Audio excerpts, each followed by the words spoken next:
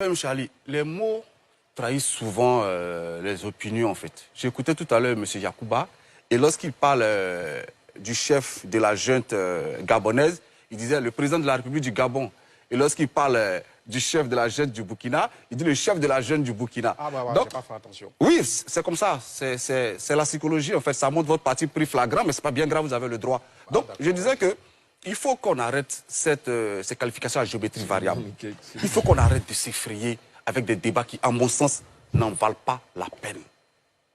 Monsieur Katinan, il est en droit d'aller au Burkina. J'écoutais Maître Meïté qui disait qu'il n'y a pas la démocratie au Burkina. Excusez-moi, mais si je voulais polémiquer, j'écoutais Maître Meïté qui disait qu'il faut être loyal vis-à-vis de son pays. Franchement, je n'ai pas envie de polémiquer.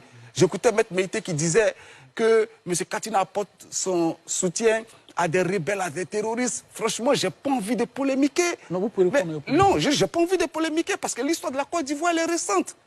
Vous voyez, il y a quelques années ici, il y a des partis politiques qui ont brandi des rebelles, des putschistes comme des héros.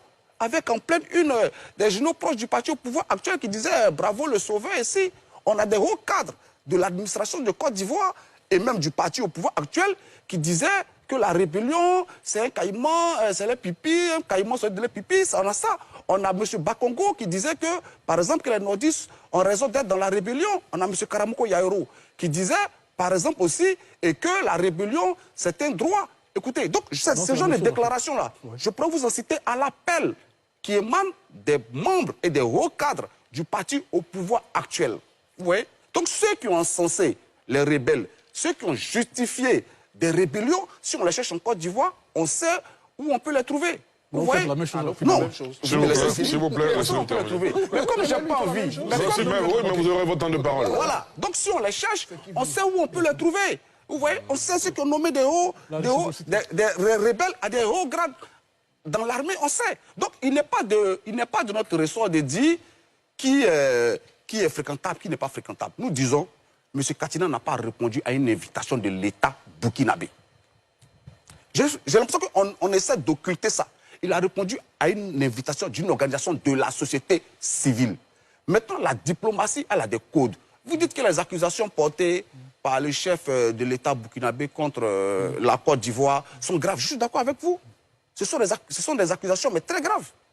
Alors, la Côte d'Ivoire peut utiliser les moyens diplomatiques à sa disposition pour riposter, peut rappeler son ambassadeur, pour exprimer son indignation. Donc, si l'État de Côte d'Ivoire lui-même ne réagit pas à ces propos, c'est que l'État estime qu'il n'y a pas matière à réagir. Donc pourquoi on voudrait faire réagir? Parce que les citoyens, en général, alignent leur attitude sur celle de l'État.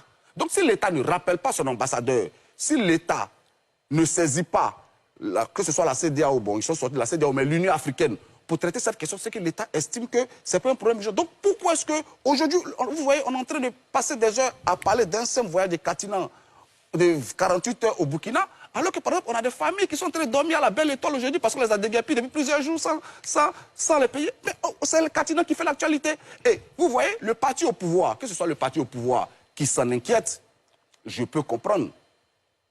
Mais que ce soit le gouvernement qui se prononce, qui émet des hypothèses, je disons, arrêtons de vouloir livrer M. Katinan à la venue populaire du peuple les esprits à une éventuelle arrestation. On va vers une décrispation de la scène politique ivoirienne. Les Ivoiriens ont le droit d'aller venir partout. D'accord. Et d'exprimer des opinions, fussent-elles en contradiction avec l'opinion de ceux qui sont au pouvoir aujourd'hui en Côte d'Ivoire. Très bien. Landry?